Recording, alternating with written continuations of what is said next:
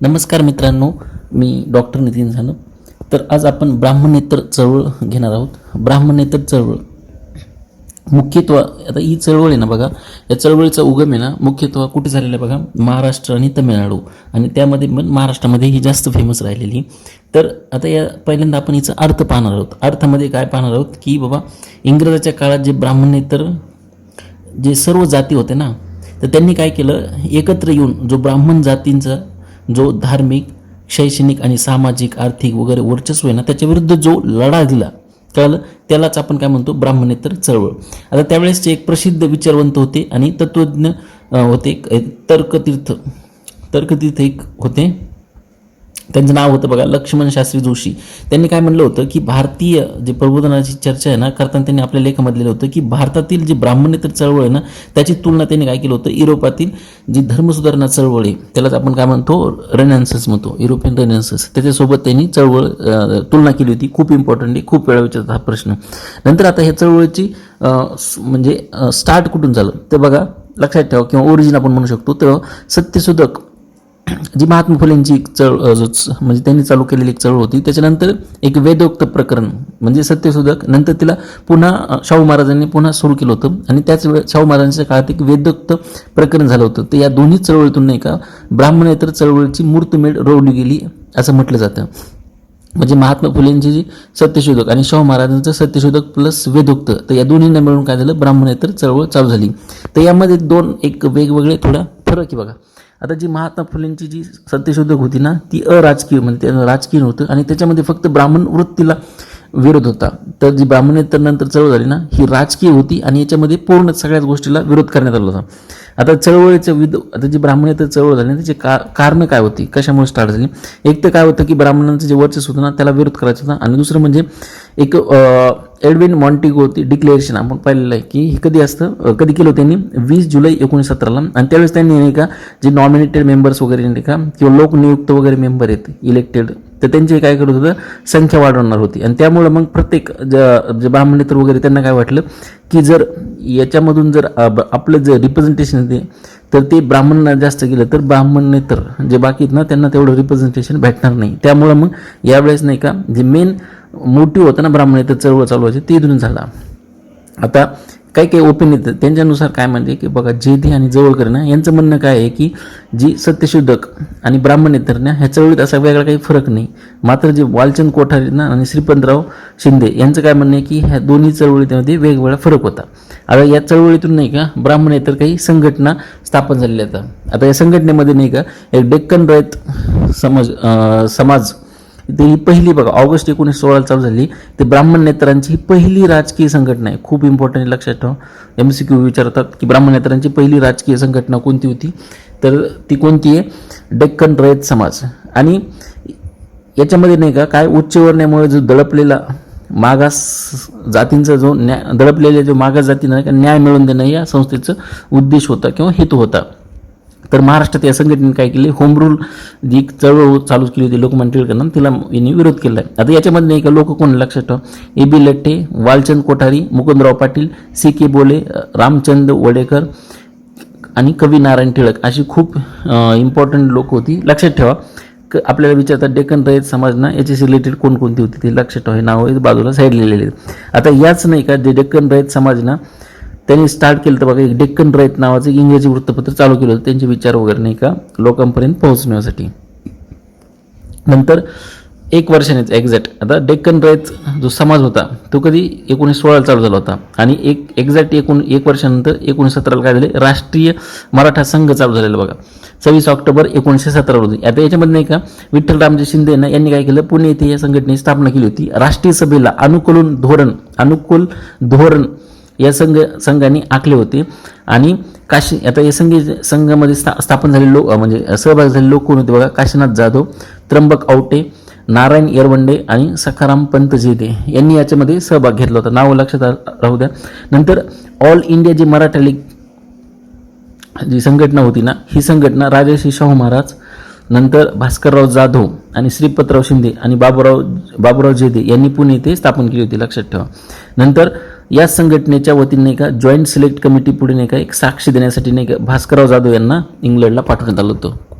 Important आहे, विचारतात की जॉईंट सिलेक्टिव्ह कमिटी नाही का तिच्या पुढे साक्ष देण्यासाठी ऑल इंडिया मराठी लीगतर्फे कोणाला पाठवण्यात आलं होतं ते लक्षात ठेवा, भास्करराव जाधव. नंतर पुढचं आता जे दे कुटुंबियाचे योगदान. आता हे पूर्ण ब्राह्मणेतर चळवळ ना, याच्यामध्ये जे दे कुटुंबियाचं योगदान खूप इम्पॉर्टंट आहे. आता जे दे कुटुंबिया नाही का पुण्यातील एक शुक्रवार पेठेतील एक 3 मजली त्यांचं घर होतं, त्यालाच नाही का ते जे दे मॅन्शन हे सत्यशोधक आणि ब्राह्मणेतर ह्या चळवळीचे केंद्र बनले होते, लक्षात ठेवा. म्हणजे दोन्ही चळवळी तिथं मुख्य त्यांच्या बैठका मीटिंग वगैरे तिथं व्हायच्या. आता बाबूराव जे दे होते आणि केशवराव जे दे, तर यांनी नाही की चळवळीतील खूप मोलाचे आणि महत्त्वाचे योगदान दिलं होतं. इथे ब्राह्मणांच्या सभा वगैरे भरत व त्यांचा जो सर्व खर्च आहे ते हे बंधू करत असत, लक्षात ठेवा. आता ब्राह्मणेतर जे न्यूजपेपर होते ना त्यांचे आता शाहू महाराजांनी काय केलं होतं, ते न्यूजपेपरला प्रमोट करण्यासाठी काही आर्थिक मदत वगैरे दिली होती, त्याच्यातूनच नाही का ब्राह्मणेतर न्यूजपेपर पुढे आलते, वृत्तपत्र वगैरे. आता ती काही वृत्तपत्रही दिलेली तर आता वृत्तपत्र लक्षात कसे ठेवायचे यासाठी मी नाही काय एक ऑलरेडी व्हिडिओ बनवलेला आहे, त्याच्यामध्ये तुम्हाला ट्रिक्स वगैरे दिलेले आहेत. तर मी आता हे जे ब्राह्मणेतरांचे वृत्तपत्र आहेत ना त्याचे पुन्हा एकदा रिपीट करतो, इथे पण सगळे नाही इथे थोडेच आहेत. आता बघा, तरुण भारत, कैवारी आणि तेज हे कोणाचं होतं बघा, जवळकरांचं, लक्षात ठेवा. आता जे तरुण वगैरे असतात ना त्यांना लीडर वगैरे जवळ करतात, लक्षात ठेवा.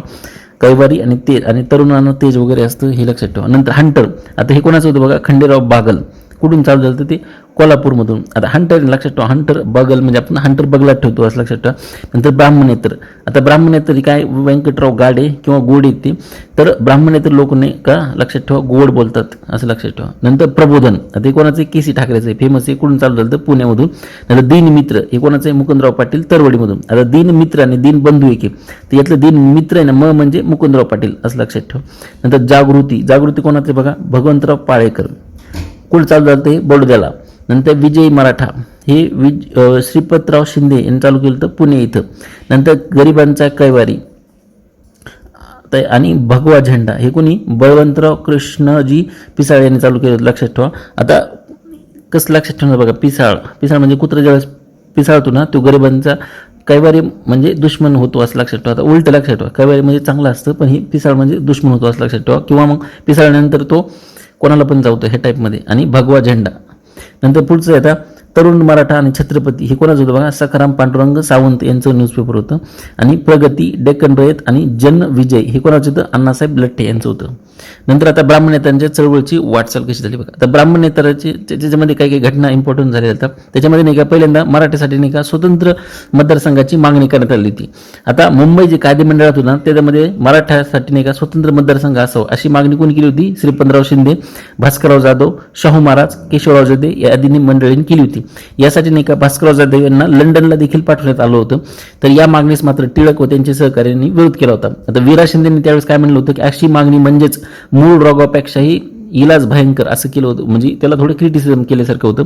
नंतर राष्ट्रीय जो मराठा म्हणून जे घेणारे लोक होते ना त्यांनी पण स्वतंत्र मतदारसंघाला विरोध केला. त्याच्यामध्ये त्रिंबक हरी आवटे, काशीनाथ जाधव, नारायण गुंजाळ आणि बॅरिस्टर A.V. पवार यांनी विरोध केला होता, लक्षात ठेवा. आता नंतर पटेल बिल आलं होतं बघा, हे आंतरराष्ट्रीय विवाहास नाही का कायदेशीर मान्यता देण्यासाठी हे पटेल बिल आलेलं होतं. कुणी केलं होतं, विठ्ठलभाई पटेल, म्हणून त्यांच्या नावानेच केलेलं पटेल बिल असं म्हणतात. कुठं मांडलं होतं, केंद्रीय कायदेमंडळात मांडण्यात आलं होतं.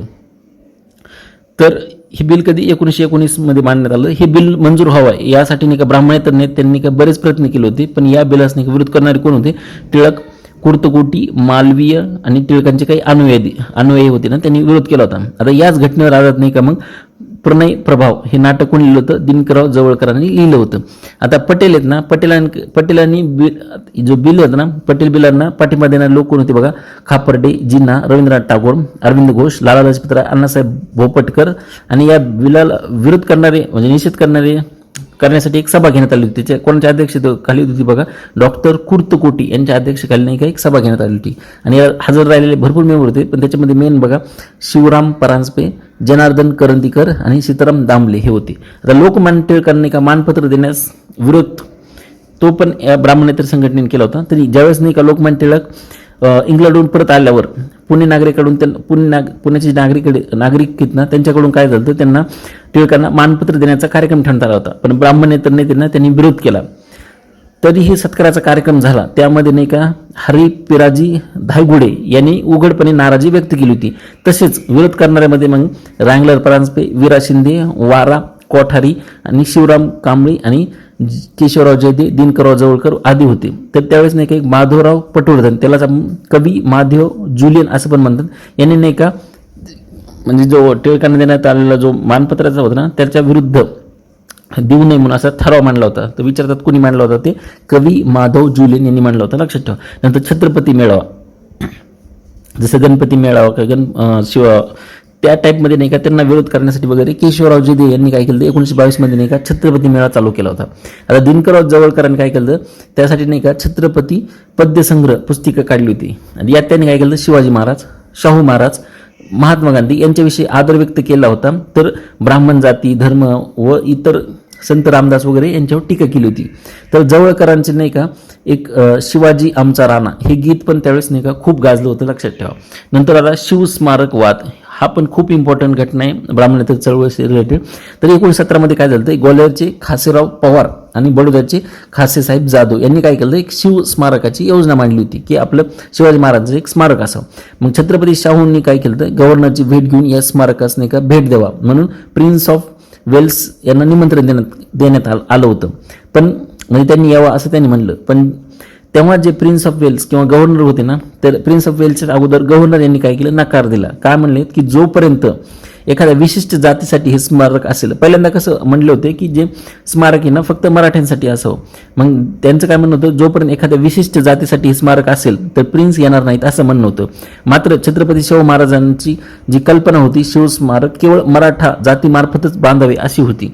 पुढे मग शाहूंनी मात्र ही कल्पना सोडून दिली आणि त्याच्या मग पायाभरणीसाठी नाही का प्रिन्स ऑफ वेल्स कडून मग करण्यात आली. मग 1922 मध्ये शाहू महाराजांचं निधन झालं. आता या स्मारकाची जबाबदारी नंतर मग ग्वाल्हेरचे शिंदे यांच्याकडे गेली. त्यांनी काय केलं, या स्मारक समितीत नाही का सर्व जातीचा समावेश करण्याचा निर्णय घेतला. मग त्याच्यामुळे काय झालं की गोपाळधर देवधर आहेत ना याचे सिटीज बनले आणि सांगलीकरचे जे राजेसाहेब पटवर्धन आहेत ना ते या समितीत एक मेंबर म्हणून झाले. मग यातूनच मग वाद सुरू झाला नाही. यामुळेच काय झालं, ब्राह्मणेतरांना ही गोष्ट आवडली नाही.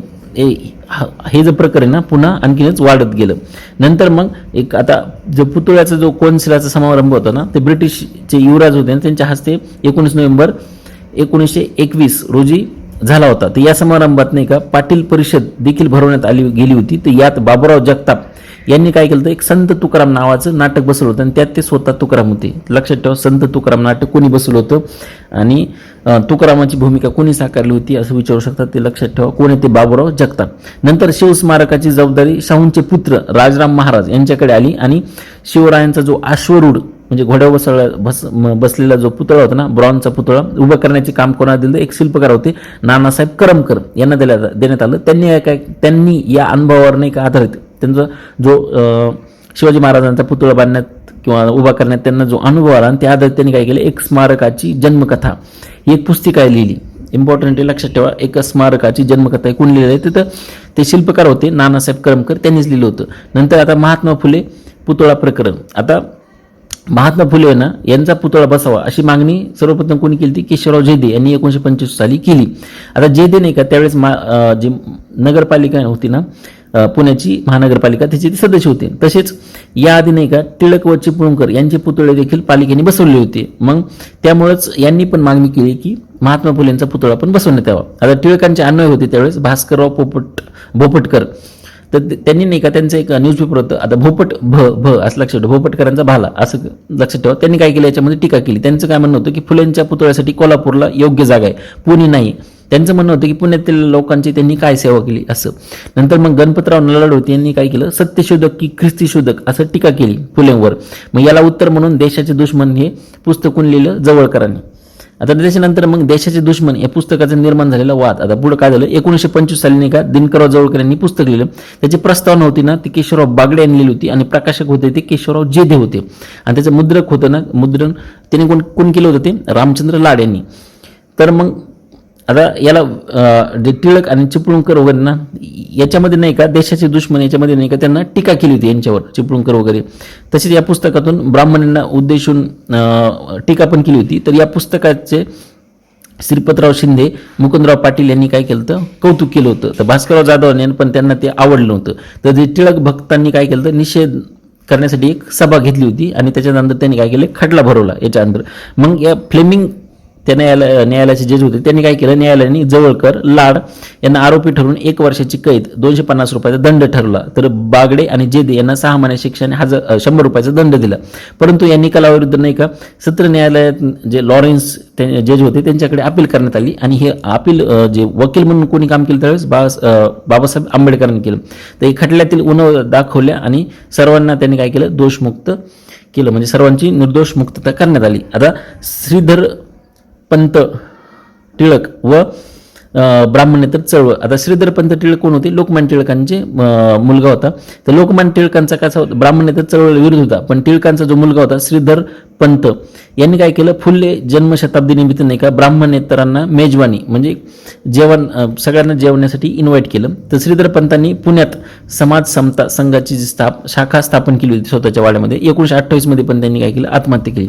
नंतर आता जोशी कुलकर्णी वतनास विरुद्ध. आता ब्राह्मणेतर पक्षाचे आमदार होते बघा बाबासाहेब बोले यांनी काय केलं, 1926 साली नाही का जोशी वतन रद्द करण्याचे बिल विधिमंडळात सादर केलं. ब्राह्मणांनी नाही का या वृत्तपत्रास या बिलास विरोध केला, पण ब्राह्मणेतर जे पत्रांनी मात्र याला पाठिंबा दिला होता. आता धनवडे प्रकरण खूप इम्पॉर्टंट 1926 साली झालं होतं. त्याच्यामध्ये नाही का हरी नारायण धनवडे आता एक मराठा तरुण होता, त्यांनी पुण्यातील एका ब्राह्मण सरदार होते बावडेकर यांच्या शाळकरी मुलीवर हल्ला केला. तर या प्रकरणाचा संबंध त्यांनी काय केलं, डायरेक्ट ब्राह्मणेतर चळवळीशी जोडून तिला बदनाम करण्याचा प्रयत्न केला. कुणी केला, तो मेनली ब्राह्मणेतर वृत्तपत्रांनी केला, हे लक्षात ठेवा. त्यालाच काय म्हणतात, धनवडे प्रकरण म्हणतात. नंतर बालविवाह शारदा बिल हे कधी आलेलं, 1929ला. तर मुंबई मध्यवर्ती कायदा मंडळात नाही का शारदा बिल पास झाले. यानुसार नाही का बालविवाह बंदी घालण्यात आली. यात विवाहाचे वय मुलाचे 18 करण्यात आले व मुलीचे 14 असे बंधन घालण्यात आले होते. नंतर आता ब्राह्मणेतर पक्ष 12 डिसेंबर तारीख लक्षात असू द्या, 12 डिसेंबर 1920 रोजी पुण्यामध्ये नाही काही जेधी मेन्शन तिथं 12 डिसेंबर 1920 रोजी ब्राह्मणेतर पक्षाची स्थापना करण्यात आली किंवा स्थापना झाली. यासाठी नाही का जेधे बंधू, भास्करराव जाधव, धनाजी कपूर, बाबूराव जगताप, आनंदराव जगताप, वालचंद कोठारी यांनी पुढाकार घेतला होता.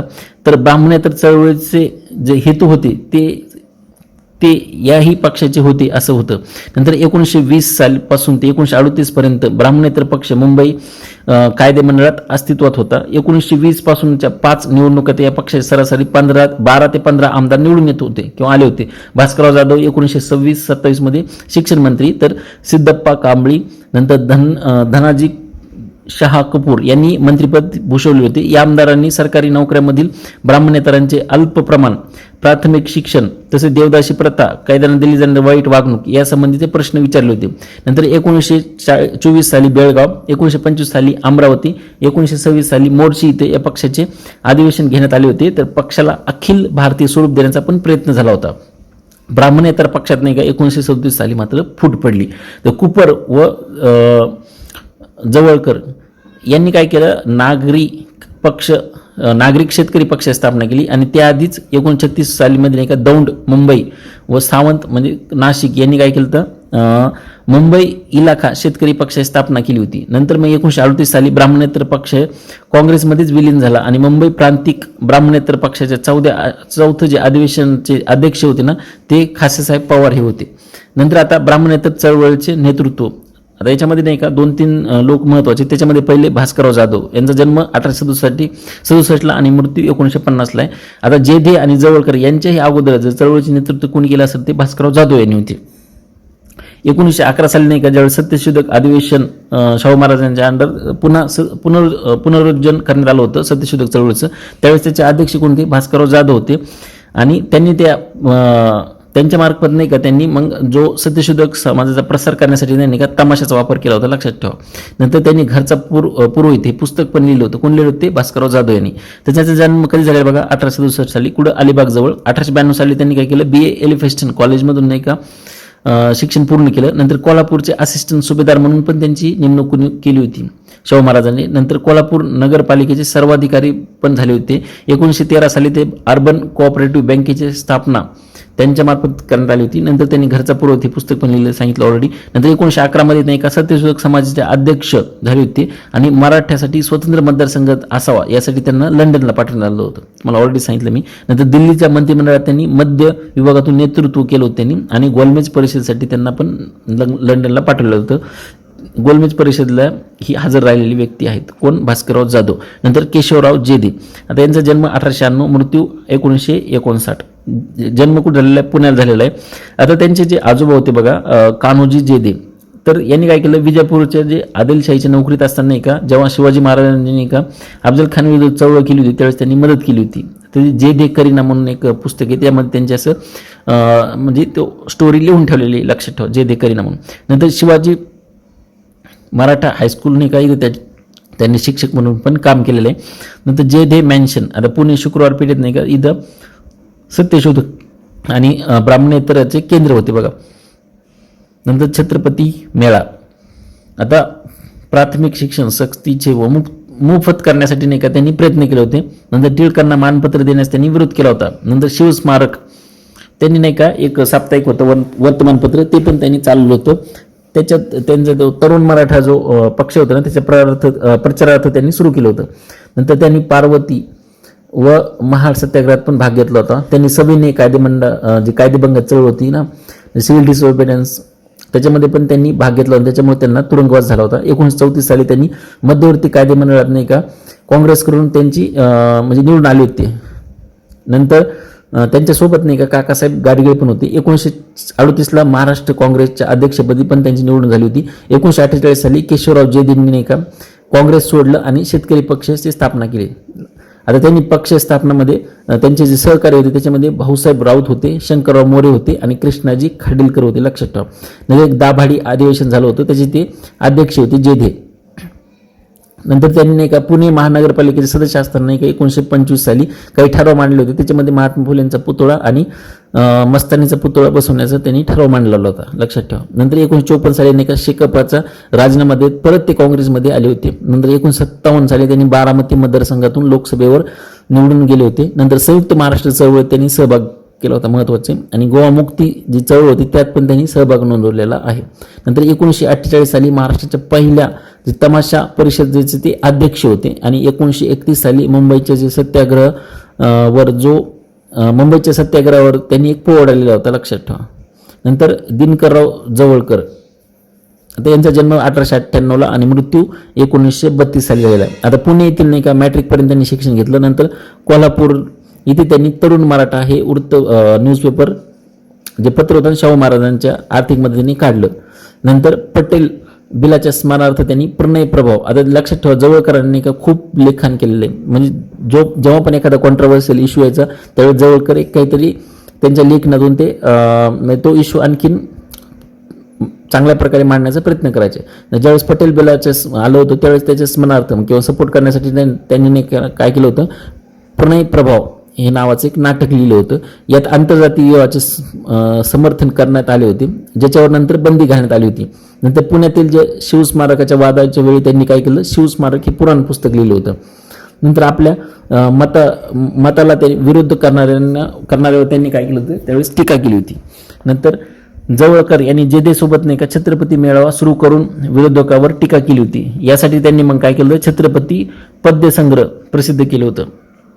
नंतर मग पुण्यात 1925 साली महात्मा फुले यांचा पुतळा उभा करण्याची मागणी नगरपालिकेने ज्यावेळेस नाकारली त्यावेळी नाही का जवळकरांनी काय केलं, देशाचे दुश्मन हे पुस्तक लिहून नाही का टिळक व चिपळूणकरांवर प्रखर टीका केली होती. नंतर बाबासाहेब आंबेडकरांचा ज्यावेळेस महाड येथील सत्याग्रह झाला होता, जेदे आणि जवळकर यांनी त्याला पाठिंबा दिला होता. तेथील सत्याग्रहात परिषदेला जवळकर स्वतः उपस्थित होते. नाशिकच्या काळाला मंदिरात सत्याग्रहात देखील त्यांनी भाग घेतला होता. नंतर जवळकर हे समाजवादी विचारांनी प्रभावित झालेले होते. त्यांनी क्रांतीचे रणसिंग हे पुस्तक लिहिलेले, लक्षात ठेवा, क्रांतीचे रणसिंग जवळकरांनी लिहिलेले आणि ते त्यांच्या मृत्यूनंतर प्रकाशित झालं. नंतर दिनकरराव जवळकर हे विजय मराठा या वृत्तपत्रात भवानी तलवार या टोपण नावाने तलवारीचे वार हे सदर ना लिहित असत. नंतर जानेवारी 1931 मध्ये आझाद मैदानात नाही का बंदीचे हुकूम मोडून जवळकरांनी जहाल भाषण केलं, तेव्हा त्यांच्यावर खटला भरण्यात आला होता. नंतर त्यांना 1.25 वर्षाची शिक्षा झाली होती, पण लगेचच गांधी आर्यवन करारातून त्यांची नंतर सुटका झाली होती. नंतरची त्यांनी तेज हे वृत्तपत्रातून नाही का गांधी, शेतकऱ्याचे हित व साम्यवाद यातील यांचा हिरारीने त्यांनी म्हणजे पुरस्कार सपोर्ट केला होता त्यांनी. आणि 3 मे 1932 रोजी नाही का वयाच्या 34व्या वर्षी, लक्षात ठेवा, रक्तशयाने त्यांचे निधन झाले. नंतर आता आपले महत्त्वाचं की ब्राह्मणेतर चळवळ आणि जस्टिस पार्टी. आता एकच लिंक आहे काय ते सांगणार मी तुम्हाला. तर दक्षिणेकडे जी मंडळी होती ना, त्यांना आपली जी संस्कृती होती, म्हणजे जसं आपण नॉर्थ काढले वगैरे नाही का, ते स्वतःला आर्य म्हणतात, तर दक्षिणे काढले नाही का स्वतःला द्रविड म्हणतात, आणि त्यांना द्रविड संस्कृतीचे आहेत असं ते समजत दक्षिणेकडे लोक, आणि आम्हीच इथले मूळ रहिवासी आहोत असंही त्यांचं म्हणणं होतं. याच काळात ब्रिटिशांनी काय केलं, आर्य हे बाहेरून आले या सिद्धांताला बराच आधार दिला होता. मग 1916 साली काय झालं, येथील एक कनिष्ठ जातीतील कार्यकर्त्यांनी काय या बाबीकडे लक्ष वेधलं की अखिल भारतीय जी all India national Congress party होती किंवा अखिल भारतीय काँग्रेस समिती होती ना, त्याच्या मद्रास प्रांतातून गेलेल्या 15 सदस्यापैकी 14 हे ब्राह्मण होते आणि फक्त एकच गैर ब्राह्मण होता. यामुळे मग तो इश्यू आणखीनच हायलाईट झाला. मग याच पार्श्वभूमीवर 1917 साली नाही का पी त्यागराय व डॉक्टर टी.एम. नायर यांनी काय केलं, दक्षिण भारतीय उदारवादी संघटना म्हणजे साऊथ इंडियन लिबरल फेडरेशन ही ब्राह्मणेतरांची संस्था स्थापन केली, नॉन ब्राह्मणिकल ऑर्गनायझेशन असं स्थापन केलं. या संघटनेचं जे मुखपत्र होतं ना ते जस्टिस म्हणून या प्रसिद्ध व्हायचं. नंतर याच संघटनेला नंतर मग जस्टिस पार्टी म्हणून पण ओळखली गेली. आता या संघटनेच्या अध्यक्षपदी होते 1937 साली ई रामस्वामी नायर यांची निवड करण्यात आली होती. नंतर अण्णादुराई. आता नायरांचे ज्यावेळेस त्यांचे जे मित्र होते त्यांचं नाव होतं CN अण्णादुराई. यांनी काय केलं, द्रविड चळवळ पुढे चालवली. नंतर नायकर नंतर 1944 साली नाही का जस्टिस पार्टीचे नाव बदलून त्यांनी काय केलं, द्रविड कळघम असं केलं. नंतर सप्टेंबर 1944 मध्ये विभाजन झालं त्याचं, आणि अण्णादुराई यांनी आपल्या गटाला DMK म्हणजे द्रविड मुनेत्रम कळघम असे नाव दिले. आणि 1962 साली नाही का अण्णा राज्यसभेवर निवडून आले. नंतर 1967 साली या निवडणुकीत या पक्षाने तामिळनाडूचे पहिले DMK पक्षाचे सरकार स्थापन केले व मुख्यमंत्री म्हणून अण्णादुराई यांनी सत्ता स्थापन केली. नंतर प्रांतांना अधिक स्वायत्ता असावी असे त्यांचे मत होते. आता हे सगळं कुठे झालं होतं, हे तामिळनाडूमध्ये. आता केरळमध्ये काय होतं, केरळमध्ये एजवा आंदोलन होतं. ते कोणाच्या अंडर होतं, श्री नारायण गुरु. त्यांनी काय केलं तर श्री नारायण धर्म परिचालन योगम नावाची एक संस्था स्थापन केली होती 1902-3ला. आता याचा उद्देश काय होता, अस्पृश्यता नाही का नष्ट करणे व सर्वांसाठी मंदिरांना नाही का मंदिरे खुली करण्यात यावी अशी त्यांची मागणी होती. नंतर त्यांची घोषणा काय होती, नारायण गुरूंची की मानव जातीसाठी एक धर्म, एक जात आणि एक ईश्वर. लक्षात ठेवा, एक जात, एक धर्म आणि एक ईश्वर ही घोषणा कोणाची होती, तर ती श्री नारायण गुरु यांची होती. तर अशा प्रकारे आपण ब्राह्मणेतर चळवळ पूर्णपणे कव्हर केलेली आहे. तर हा जो पोर्शन ना तो राज्यसभा प्रिलिमसाठी खूप इम्पॉर्टंट आहे आणि कंबाईनसाठी पण. याच्यावर 1 किंवा 2 क्वेश्चन येऊ शकतात. तर अशा प्रकारे आपण पूर्ण रिवाईज केलेले. उद्या आपण एक नवीन टॉपिक घेऊ. Thank you so much.